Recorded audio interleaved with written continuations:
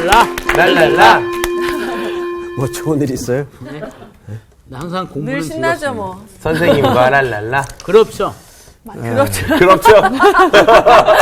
이런 경우를 뭐라 그러냐면 네. 쌀로 밥 짓는 얘기한다 그러는 당연한 얘기다. 전문 용어죠. 네. 전문 용어. 네.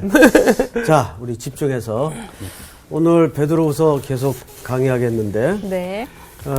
복습을 아무래도 또 반장이 네. 예, 시작을 해야 순조로울 것 같아요. 아, 좋습니다. 예. 자, 복습, 빠밤. 네. 신의 성품에 대해서 공부를 했습니다. 처음에 믿음에 대해서 나왔고요. 믿음은 곧 무엇이냐? 우리들의 믿음을 뜻하는 게 아니라 그리스도의 믿음을 뜻하는 겁니다. 히브리서 12장에서 또 보면 하나님께 우리랑 함께 동행하시면서 마친 때까지도 같이 동행하시니까 그러니까 바로 예수가 답이다.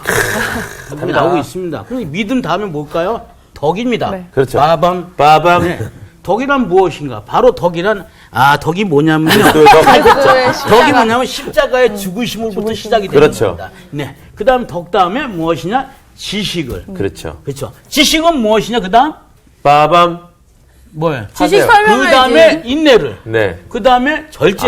네. 아니요, 절제가 먼저요. 절제를, 네. 그다음에 네. 인내를, 그다음에 경건을, 그다음에 사랑을, 형제를. 그다음에 사랑을. 그렇죠. 네. 네. 예, 뭐 대충이긴 하지만 그래도 그 주제들이 다 이렇게 거론됐다는 게 놀라워요. 근데요, 그게 전부 진짜 이게 스토리를 하니까 외워지죠. 전부 다 금방 외워지는 것 같아요. 네, 좋습니다.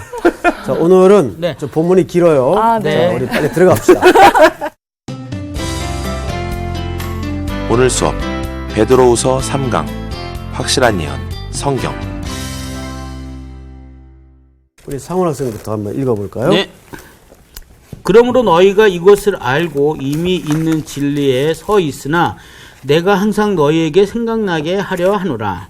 내가 이 장막에 있을 동안에 너희를 일깨워 생각나게 함이 옳은 줄로 여기노니. 이는 우리 주 예수 그리스도께서 내게 지시하신 것 같이 나도 나의 장막을 벗어날 것이 임박할 줄을 알미라. 내가 힘써 너희로 하여금 내가 떠난 후에라도 어느 때나 이런 것을 생각나게 하려 하노라.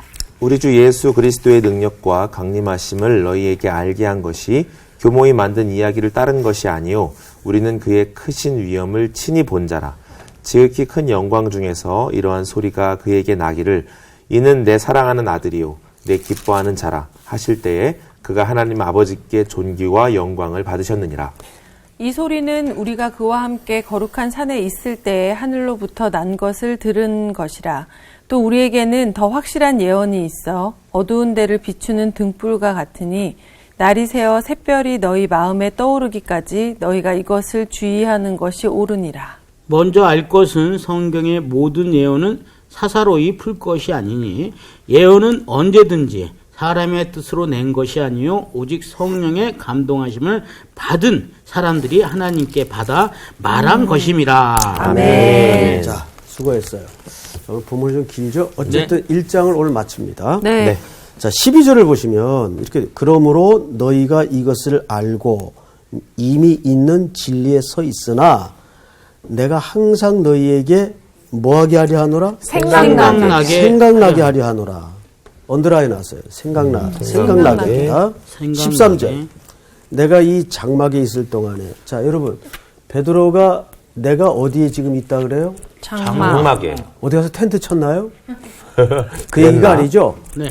성경에서 장막은 항상 몸, 육신을 얘기합니다. 고린도서에도 보면 바울이 자기를 장막에 아직 있다고 얘기를 하죠. 그래서 이 육신 장막이 무너지면 그 죽음을 얘기하는 거예요. 네.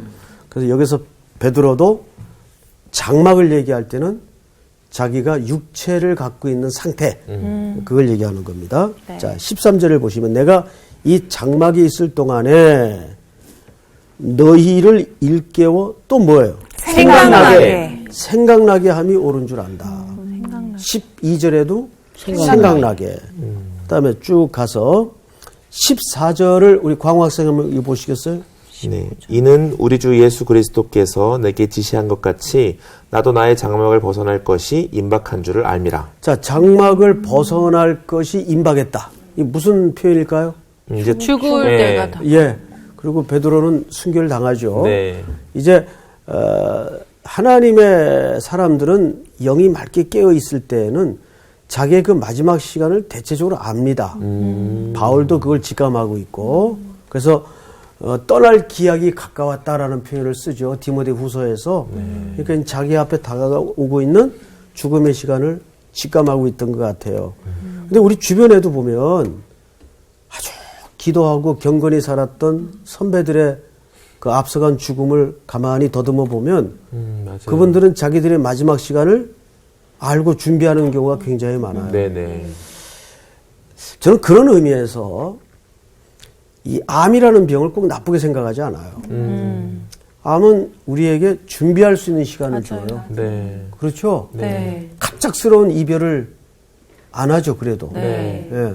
사고는 유언 한마디 못하고 작별 인사 못하고 끝날 경우가 있는데 그래도 암은 서서히 자기 인생을 정리할 수 있고 또 소원했던 사람들과의 관계도 정리할 수 있는 시간들을 갖게 되죠. 네. 근데 오늘 사도 베드로가 이제 드디어 육신을 벗을 날이 가까워오고 있다는 걸 직감하고 계속 강조하는 게 지금 뭐죠? 생각나게 하려 한다. 근데 15절을 보세요. 15절을 우리 수혜 학생이 한번 읽어보세요. 내가 힘써 너희로 하여금 내가 떠난 후에라도 어느 때나 이런 것을 생각나게 하려 하노라. 무려 지금 생각나게 한다, 생각나게 하려 한다. 몇 번 나왔어요? 세 세 번. 번. 네. 완전 씁니다.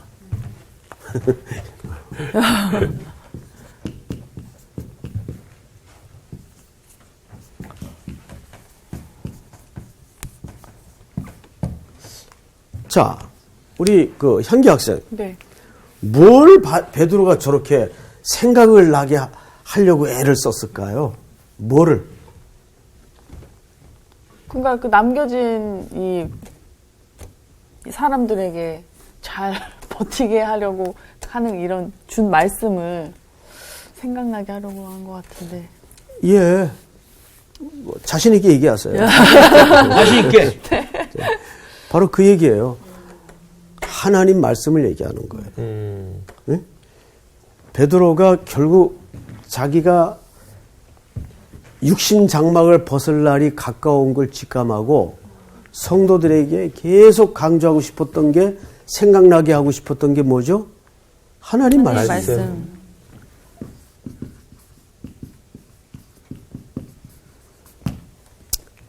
바울도 에베소 교회를 떠날 때 에베소 교회 장로님들을 해변가에 모아놓고 작별 인사를 하면서 뭘 부탁했죠?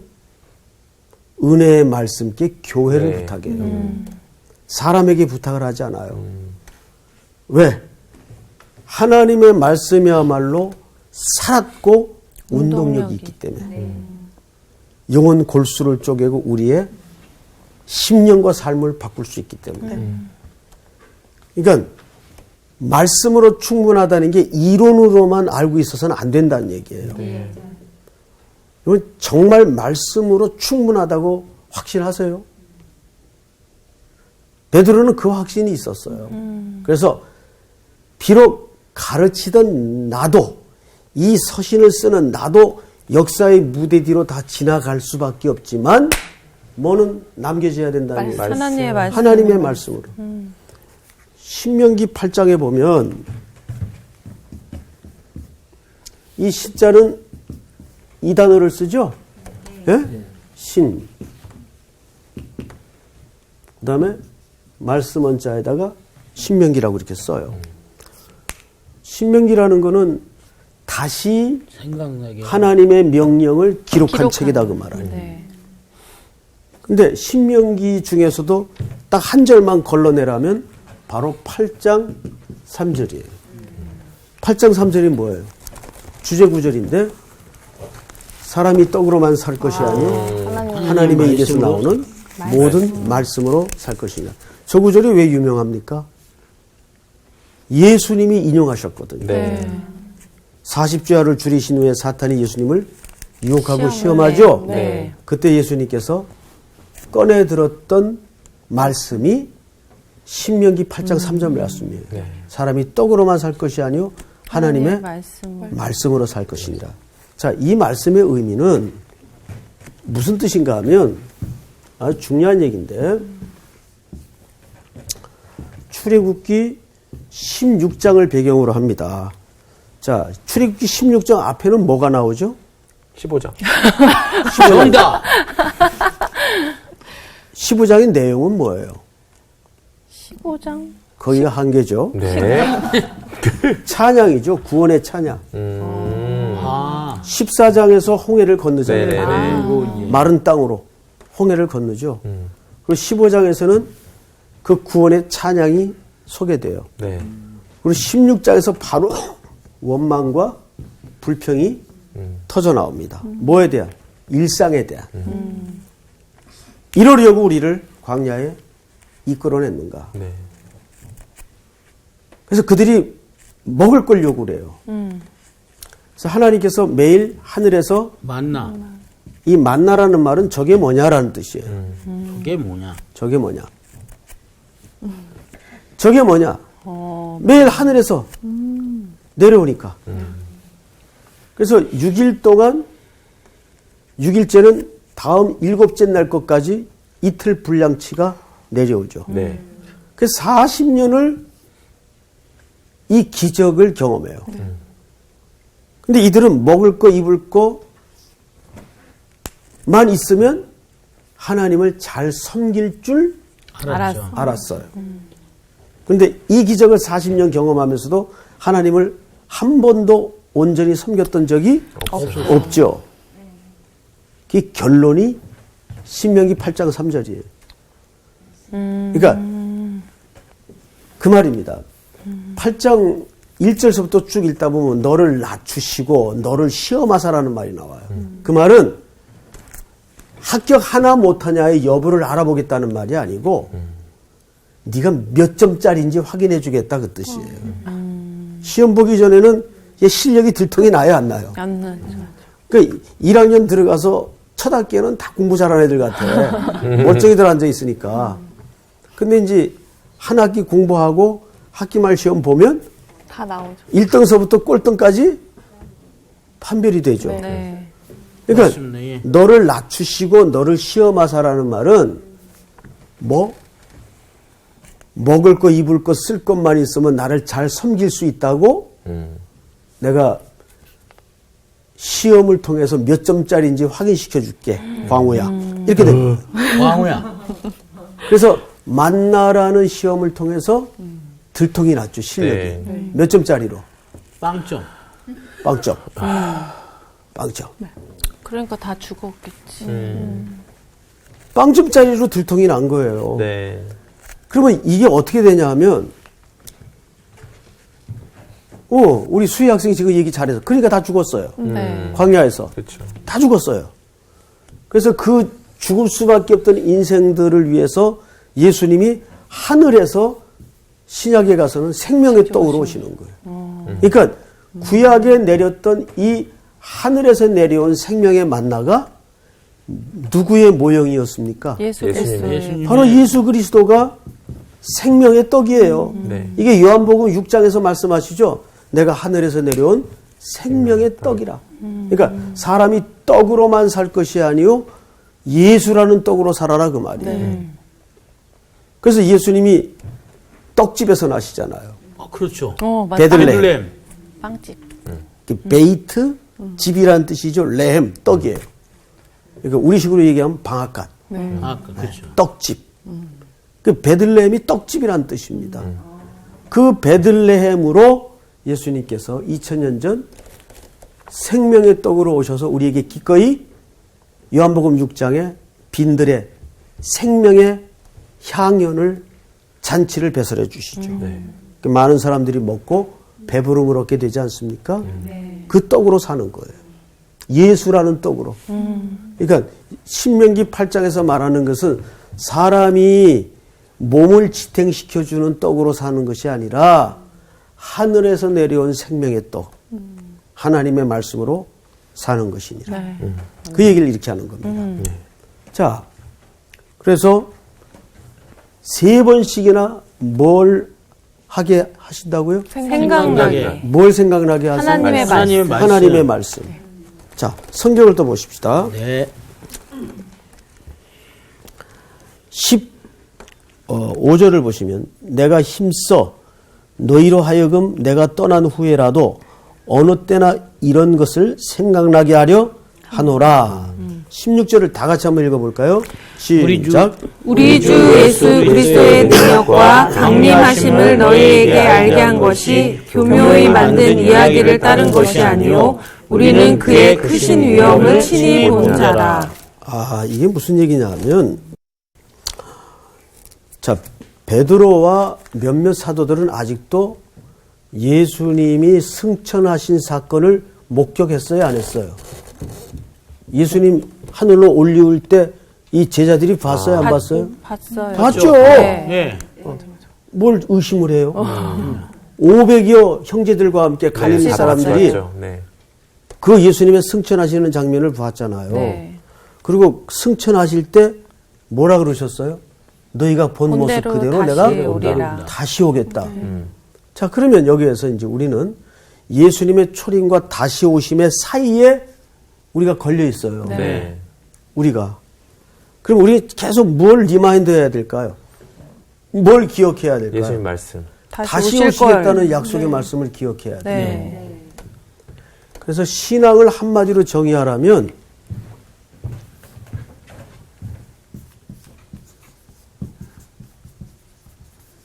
신앙은 기억하는 것. 기억하는 거예요. 그 얼마 전에 뉴스에 났던 참 가슴 아픈 사연인데 영국 할아버지하고 한국 할머니가 부부로 오랫동안 사셨어요. 근데 이 두 분이 아주 너무너무 부부관계가 좋고 사랑을 하는 사이였습니다. 그 마지막 노년에 한번 세기 일주를 쭉 하시고 나서 할머니가 너무 향수병이 있었던 나머지 할아버지가 결심을 하고 할머니 고향 한국에 가서 살기로 결심을 한 거예요, 두 분이. 그렇게 이제 생활을 한 지가 한 4, 5년 흘렀어요. 네. 근데 어느 날 분당 파출소로, 경찰서로 네. 이 할아버지가 할머니 찾아달라고 실종 신고를 한 겁니다. 실제 있었던 일이에요.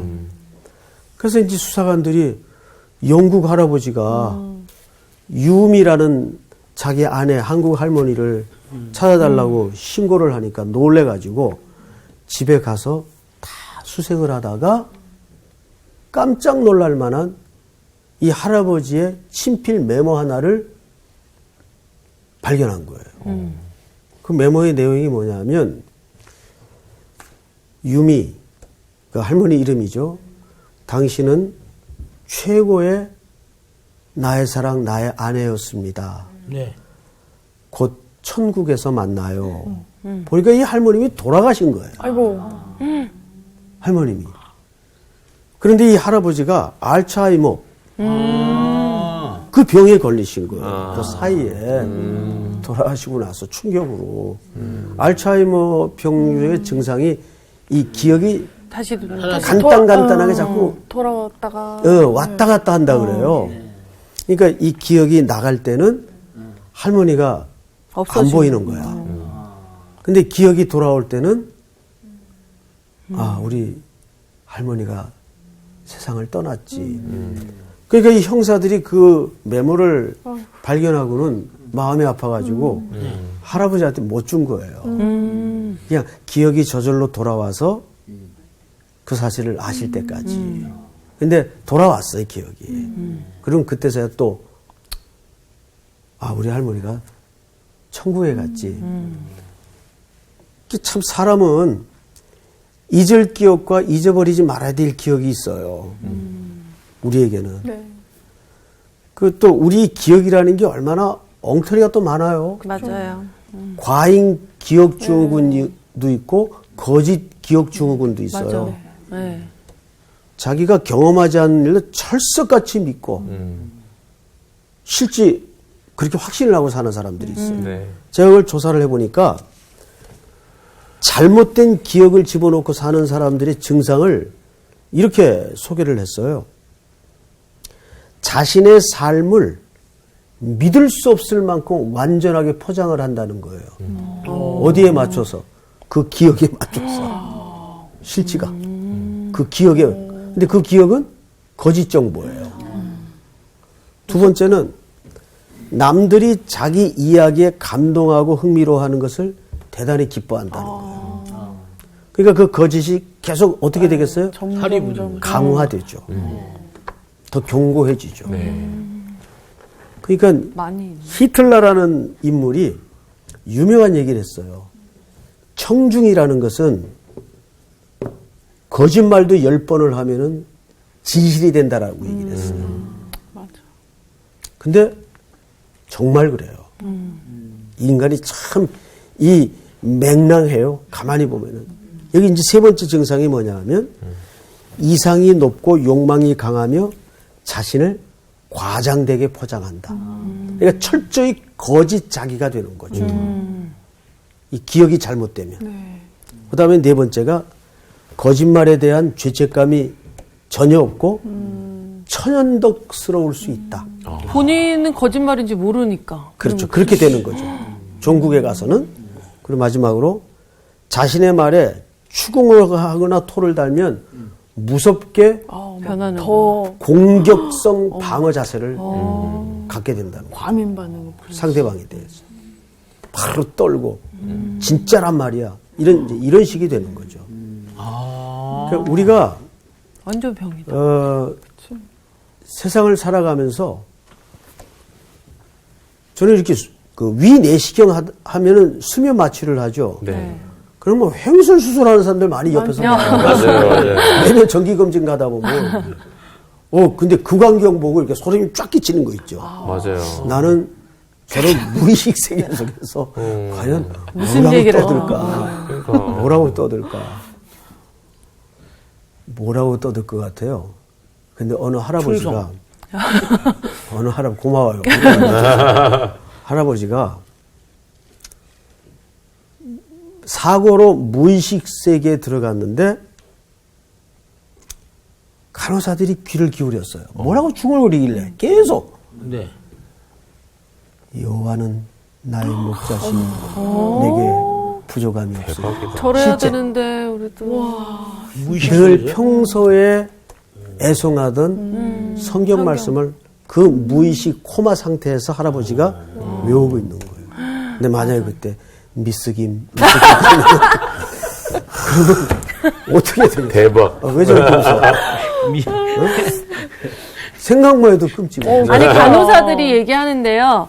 마취 상태일 때 그 사람의 본 성격이 진짜 리얼하게 다 드러난다고 그러더라고요. 진짜? 우리 그러니까 와이프는 되게 순해 애기들인데? 보이는데도 막 마취했을 때 욕을 하거나 막 그런 경우도 진짜 많다 그러더라고요. 그러니까 그 사람을 진짜 알 수 있다 그러더라고요. 우리 와이프는 애기가 되더라고. 자,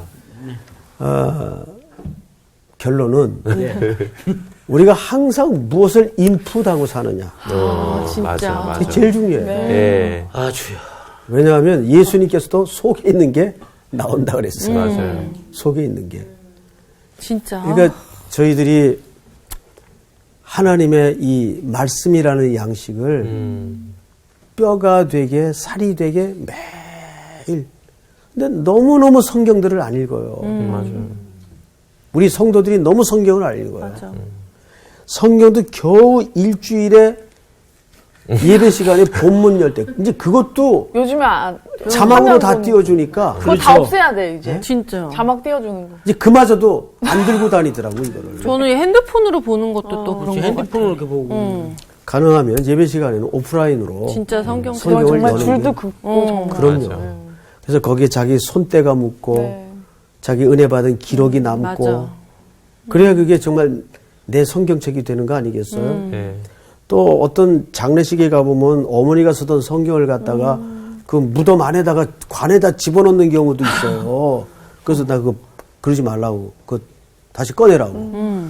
이거 어머니가 읽던 성경을 자녀들이 읽어야지. 손때 유산으로 그치. 이어가지고 계속 손때를 묻지 읽는 게 좋은 거지 그걸 거기다 왜 집어넣냐고 진짜. 야단을 쳐요 저는. 그러지 말라. 이게 하나의 미신이에요. 그치. 이제 갖고 가는 것도 아닌데. 주님의 나라에 완성되어서 가신 분이 성경책 뭐 그게 거기서 필요할 있겠어요. 이유가 없죠. 네. 직접 얼굴과 얼굴 만나는 관계로 들어가는데.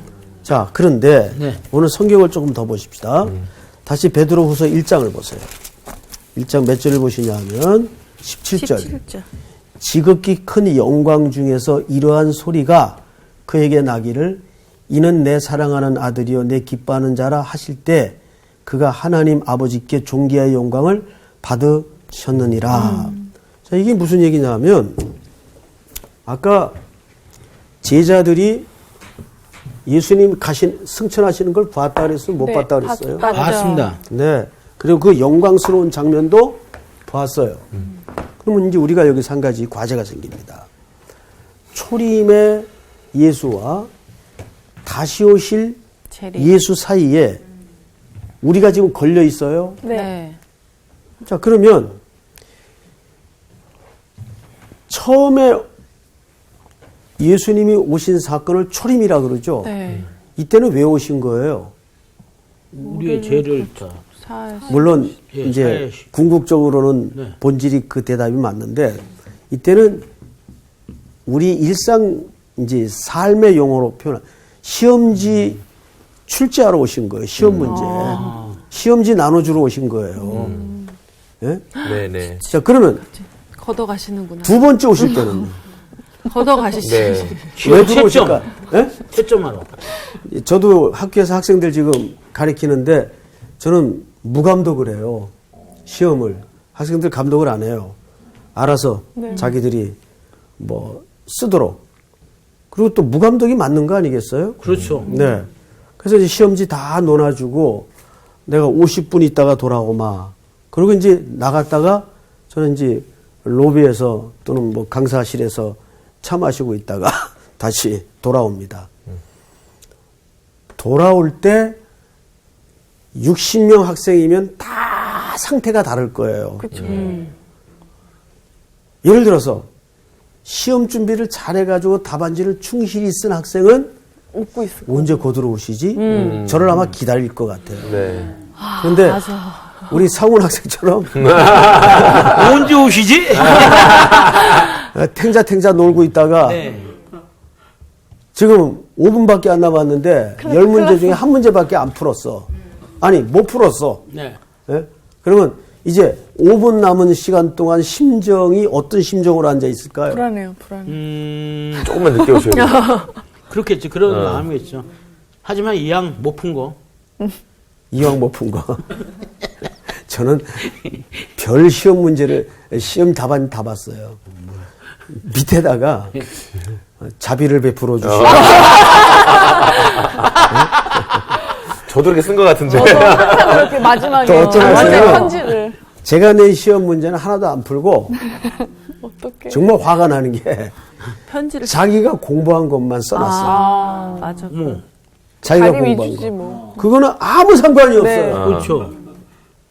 그런데 예수 믿는 분들 가운데 그런 분들이 있어요. 맞아. 선생님이 낸 시험 문제를 풀어놔야지.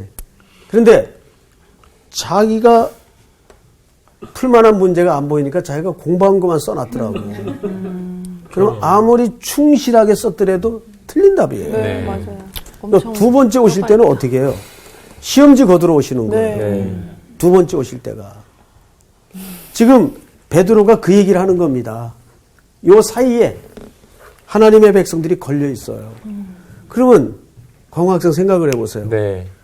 저 사이에 우리는 지금 열심히 시험 문제를 치르고 있어. 네. 그러면 뭘 제일 아는 게 필요할까요? 지난 시간하고 굉장히 연관된 문제인데. 네. 출제자의 의도를 잘. 그렇지. 네. 출제자의 의도를 정확히 알아야 돼요. 그러려면 뭘 읽어야 될까요? 성경을 읽어야죠. 성경을. 출제자가 만든 책을 읽어야 돼요. 그렇죠. 거기에 출제자에 뭐가 적혀 있어요? 답이 다 있죠. 경영이 적혀 있고 네. 약속이 적혀 약속이 있고. 적혀 네. 지난주에 제일 중요한 주제 중에 하나가 약속과 경영에 대해 설명을 네. 드렸어요.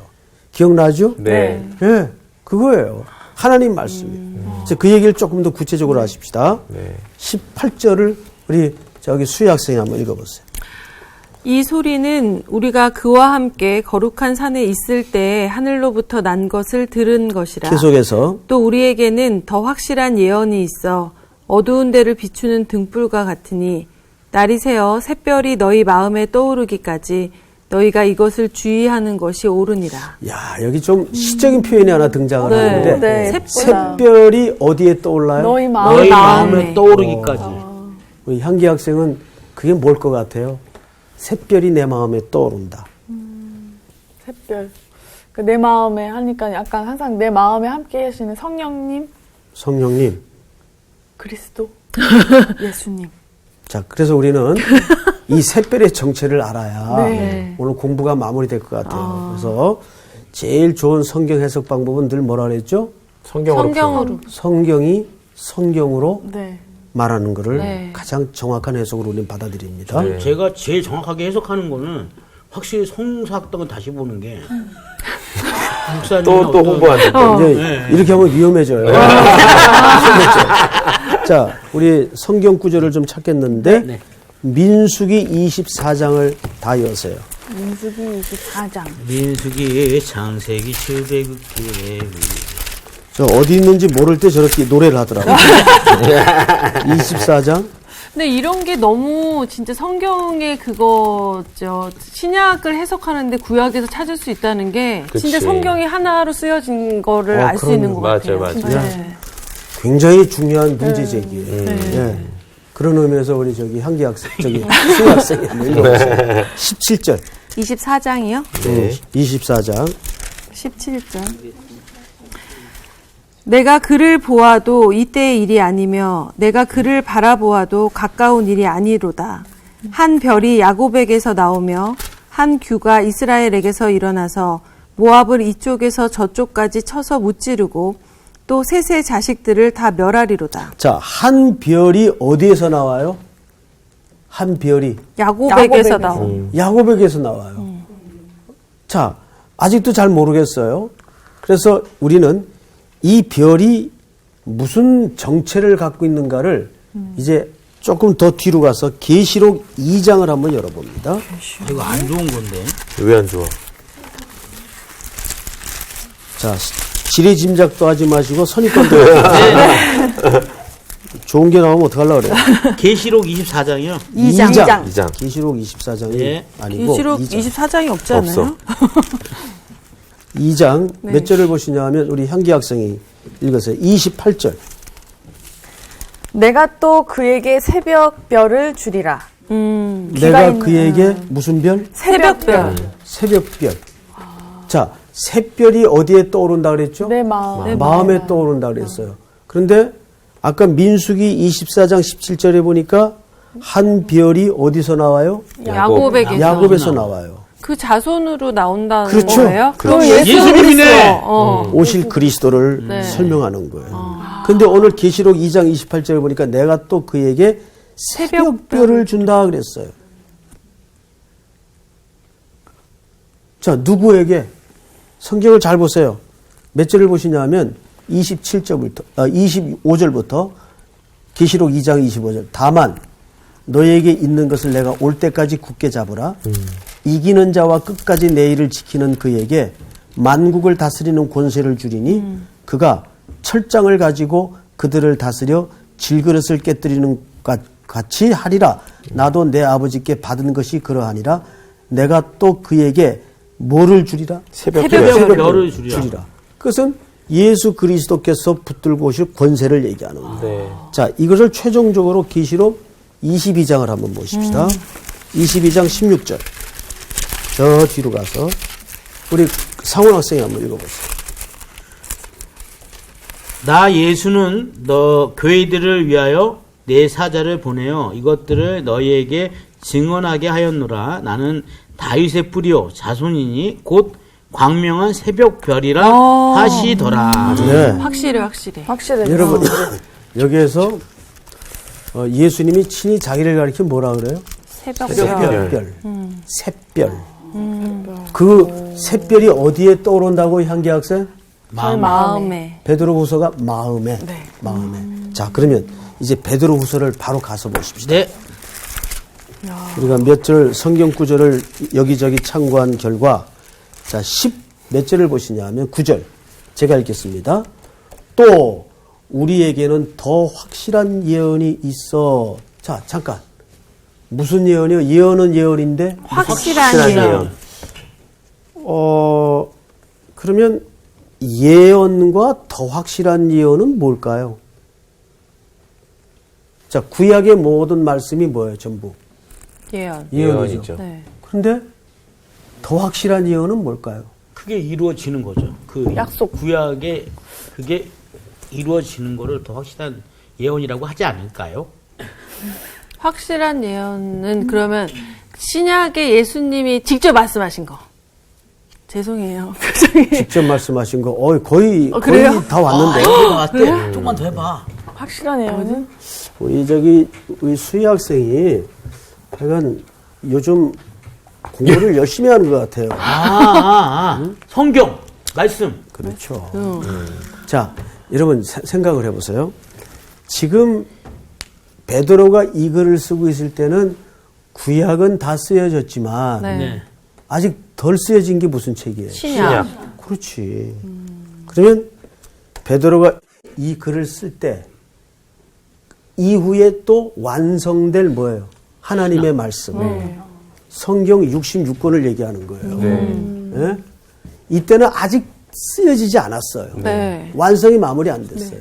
그래서 예언과 비교해서 더 확실한 예언. 확실한 예언이라는 것은 성경 말고 성경 위에 뭐가 있다 그 얘기가 아니에요. 이 얘기를 그렇게 잘못 알아들으면 안 돼요. 그러면 이제 자기 복음이 나오고 내가 복음이 나오고 신천복음이 나오고. 이제 복음 잔치가 됩니다. 네. 그래서 성경 외에 자기 계시가 등장을 하고 뭐 꿈을 더 숭상하게 되고 이런 이단의 혼잡함이 그런 데서 생기는 거예요. 그러니까 여기서 말하는 더 확실한 예언이라는 것은 완성될 성경을 통칭하는 표현이다. 이해가 되죠? 네. 자, 성경을 다시 보세요. 19절. 또 우리에게는 더 확실한 예언이 있어 어두운 데를 비추는 등불과 같은 날이 새어 샛별이 너희 마음에 떠오르기까지 너희가 이것을 주의하는 것이 옳으니라. 이 말은 무슨 얘기냐 하면 예언과 더 확실한 예언의 총 주제가 샛별에 관한 얘기예요. 우리 마음에. 이게 누구시라고요? 예수 그리스도. 예수 그리스도가 예언의 총 주제예요. 그러니까 창세기서부터 요한계시록까지 전부 관통하는 일관된 흐름 하나가 누구에 관한 설명입니까? 예수 그리스도. 예수님. 그 예수님이 이 땅에 말씀을 남기시고 교회를 세우시고 이제 오셨다가 시험 문제 내시고 시험지 거들어 오신다 그 말이에요. 장광호 학생. 예. 네? 예수님 시험지 거들어 오세요. 네네. 거의 다 됐어요 이제. 큰일 났어. 어떻게? 그런데 너무 걱정하지 말 것은 주님은 우리 광호 학생 손을 붙들고 이제 한 문제 한 문제 다 차근차근 풀어주시고 이해를 집어넣으시고 이끌으셔서 답안지를 다 충실히 채우게 할 거예요. 네. 우리 서론 시간에 생각나게 함이라 생각나게 하게 함이라 생각나게 함이라 이걸 왜 3번씩 강조했을까요? 그러니까 하나님의 말씀에 대한 진리가 혼탁할수록 선생님이 뭐라 그랬어요? 진리가 혼탁한다. 세상이 혼탁할수록 세상이 혼탁할수록 진리는 더 확실해집니다. 자꾸 가짜 연구하지 말고 이 성서학당 교실을 통해서 하나님 말씀을 바로 배우기 시작하면 가짜는 저절로 비교가 되고 드러나기 마련입니다. 네. 믿습니까? 다음에 여러분 다음 시간 만날 때까지 주님께서 남기고 가신 이 말씀을 계속 사랑하고 청취하고 붙드는 여러분들이 되기를 바랍니다. 아멘. 끝! 감사합니다.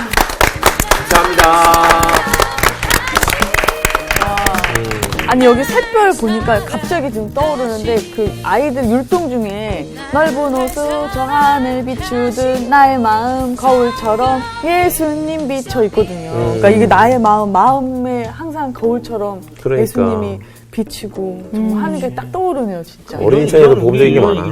이런 복음성가잖아요, 그렇죠? 네, 아이들. 어린이 복음성. 어린이 복음성이 그런 게 있는데 세상 가요는 별이 진다네 뭐 이런 거 하는 말이야. 맞아, 별이 막 자꾸 져.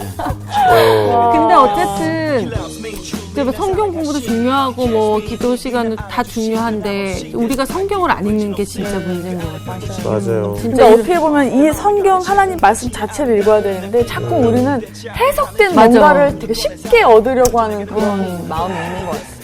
진짜. 정말 훌륭한 멘토가 있다는 거, 훌륭한 스승이 있다는 건 정말 맞아요. 중요한 것 같아요. 진짜 이 자리에 있는 게 얼마나 감사한지. 너무 진짜. 감사하고 행복한지요. 네. 그리고 진짜 이 방송을 보시는 우리 시청자 여러분들도 네. 복 받으신 겁니다. 진짜. 맞아요. 복 받으셨어요. 말씀의 복. 네, 기억하면서 합시다. 네. 이번 주 퀴즈입니다. 신명기에서 롯자 손에게 기업으로 준 땅은 어디인가요? 1번 세일, 2번 아르, 3번 엘랏. 정답을 아시는 분은 CBS 성서학당 홈페이지에 정답을 올려주시거나 우편으로 보내주시면 됩니다. 보내실 곳은 서울특별시 양천구 목동서로 159-1 CBS 성서학당 담당자 앞입니다. 연락처를 꼭 남겨주세요. 선정되신 분들에게는 하나님의 말씀을 전 세계에 보급하는 대한성서공회에서 성경, 송태근 선생님의 쾌도남마 사무엘상, 김기석 선생님의 광야에서 길을 묻다, 말씀의 빗속을 거닐다, 성경 통독을 위한 최고의 자습서 성경 2.0 가운데 하나를 드립니다.